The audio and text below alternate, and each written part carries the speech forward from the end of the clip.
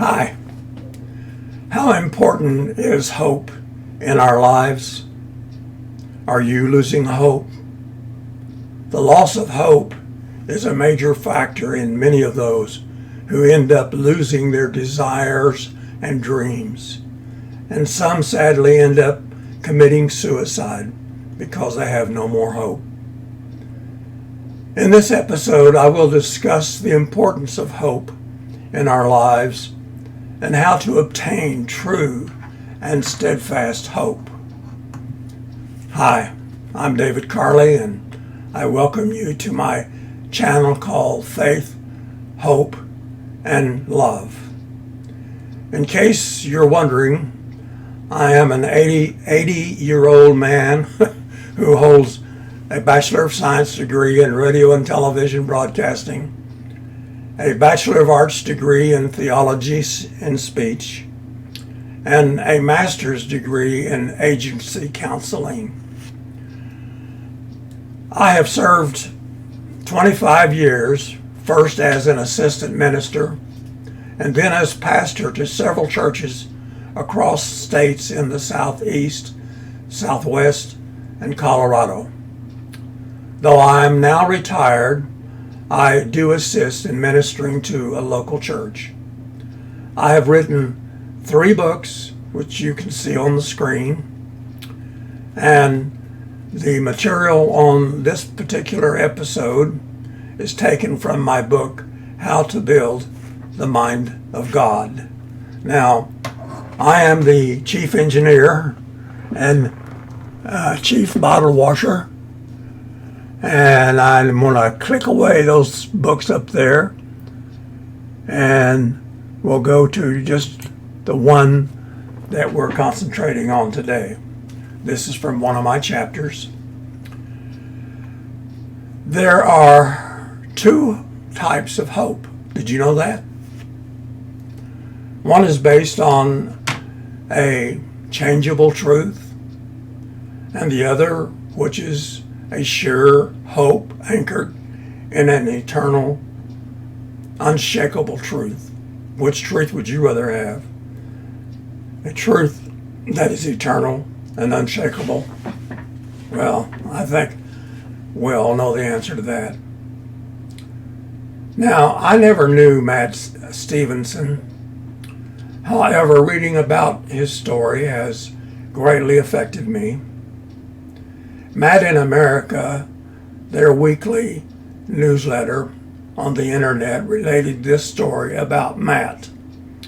He was a young 20-year-old man who was diagnosed with having a borderline personality disorder, also known as BPD. This label haunted him for the rest of his remaining short life. He had been told that his future would be plagued by his BPD, never to be cured, and at best could only be managed. How's that for giving you courage? Matt at first did not accept his new label and spent the rest of his life striving to prove the experts wrong. He believed he could conquer his BPD and remove its damning label. While maintaining his faith, he made great headway in coping with and overcoming his label.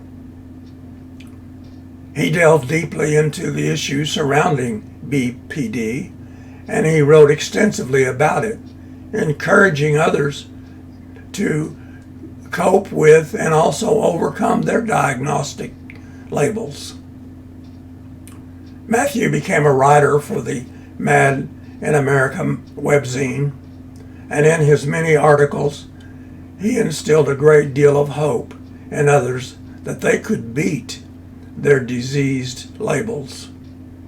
As long as Matt did not accept the label imposed on him with its dire limitations, he had hope that drove him on forward in overcoming it.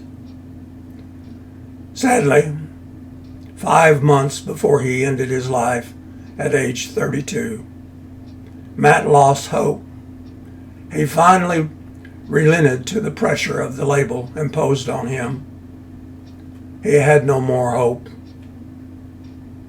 And Matt in America relates in a note that he wrote prior to him taking his life, which his sister Catherine, following his wishes, sent to Matt in America and others. He told of how 5 months ago he became haunted anew by psychiatry's disease story.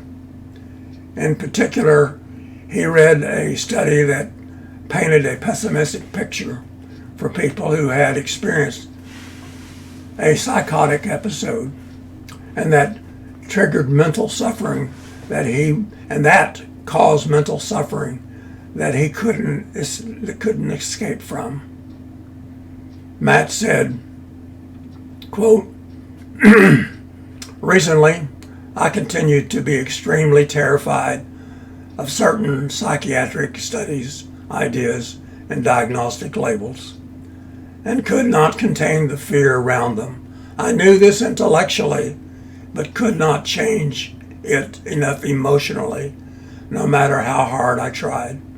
I was robbed of my life by these identifications, by the labels that had been put on him." So he said in closing, "I was robbed of my life by these identifications," end quote. In the Mad in America weekly newsletter, October 1, 2017, it was stated that Matt left a note in which he expressed his hope that others would carry on with the critical psychiatry work he had become so devoted to. Matt said, quote, "The message could be that serious mental distress, including psychotic and borderline states, is merely caused by adverse psychosocial events, not primarily by faulty biogenetic factors, and that people can mostly or fully become free from these states with support and sufficient hope. That key thing I couldn't feel at the end."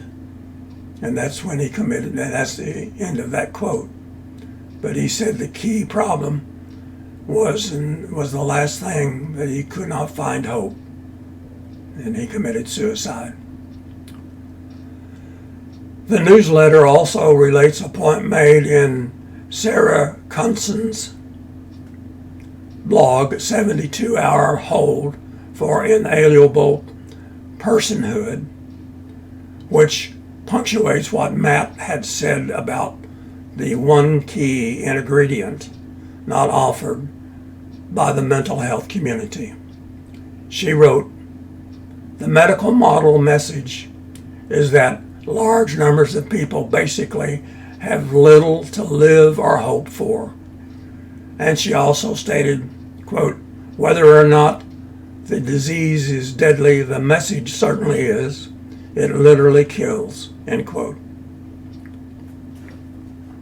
Is this little to live or hope for the best that the mental health professionals have to offer suffering patients? Apparently so.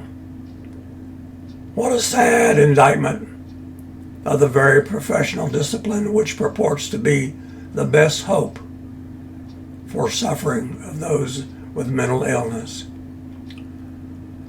I should think instilling sure hope in a patient would be at the top of the list for any therapist.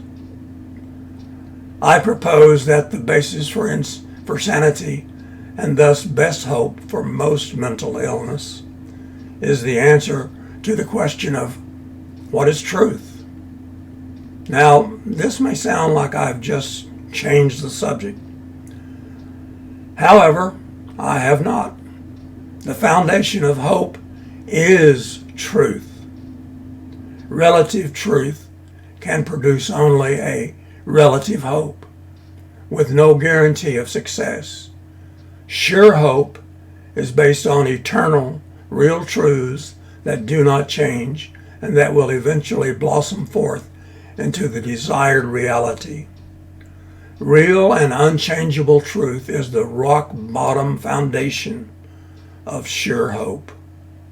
Would you like some of that? Well, I have some of that, and I want to share it with you. Sure truth and hope can encourage individuals to weather any trial. Wow. It is sad, but there certainly is no consensus on what truth is in the psychological world. Herein lies the profound shortcomings. Most hope that is offered is often based on unproven theories, speculations, and truth as the therapist deems it to be. The question of what truth is has been debated since the beginning of time. The simple, insightful answer is that without God defining that question, truth is left up to each individual or group to seek after and to determine for themselves. This type of truth is very relative. Thus you have the obvious divided and confused state of mankind worldwide today, with its many contradictory ideas of what is true and what is a lie, what is right and what is wrong. The answer to these questions without God has been diluted to relativism, which leaves truth to be determined by consenting groups or individuals, which most often is based upon self-interest. Without accepting God's truth, the inevitable result is division, confusion, and despair for the individuals, resulting in mental problems. If there is no God, then there are no eternal truths to anchor our hopes on. Mankind has sought solutions to mental problems, resulting in millions of differing ideas, from witch doctors' incantations to psychiatrists applying their, quote, scientific methods, unquote, to produce a confusing medical model maze of drugs and psychotherapies. Mankind has cataloged many mental health disorders as those contained in the Diagnostic and Statistical Manual of Mental Disorders that's used by the psychological industry. It's also known as the DSM. The DSM has helped some therapists to resolve issues, but for the most part, I believe it has only put a theoretical band-aid solution for many of the distressed. At the time that I received my Master's of Arts degree in agency counseling in 1994, my graduate textbook enumerated 15 different theories available to therapists to choose from in treating their clients. To me, as a minister and a counselor, I would be free to choose any one or mix and match them to guide me in an effort to help any patients that I might be dealing with resolve their mental issues. At the time, I was struck by what was particularly obvious to me, and that was no universal professional consensus concerning a therapy or truth that would solve mental health issues. As students, we were offered a smorgasbord of theories, not proven truths, to work with. The therapeutic work bag given to us as students was the following theoretical tools: psychoanalysis theory, Adlerian theory, analytical theory, and existential psychotherapies, person-centered therapy, rational emotive therapy, behavior therapy, cognitive, gestalt, family, and multimodal therapies.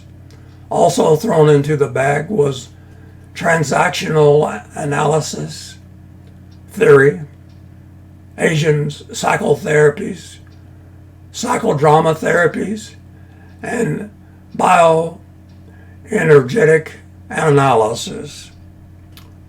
Wow, that's a mouthful. We could choose from all those to treat any clients that we might have in the future. To say the least, being 54 years of age at that time, it was rather sad and bewildering that the solutions to mankind's mental problems had only theories to work with to deduce truth and its attendant hope for clients. It is amazing. There I was. I had spent 2 years learning what the psychological world knew and was teaching. And I ended up with the question, well, where's the truth? What kind of hope could be offered? That is left up to the therapist to decide, is what I concluded. I'm not saying that the theories did not help some people. They have. But not as many as could have been helped with the true eternal truths of God. After graduating from the program, I sort of felt like the Wendy's commercial. Wendy's Where's the Beef commercials. It shows this lady going into a hamburger joint and looking at inside the hamburger, and she says, "Where's the beef?" And that's what I wondered. Where's the psychological beef? Well, you could take your choice. Well, this is enough for this episode. I will conclude this subject in the next episode, episode 12, part 2. Thank you for watching today's episode 11, part 1. The next episode will finish up on how you can find true eternal hope to handle in trials in your life now and in the future that will see you through. Until next time, may God bless and keep you.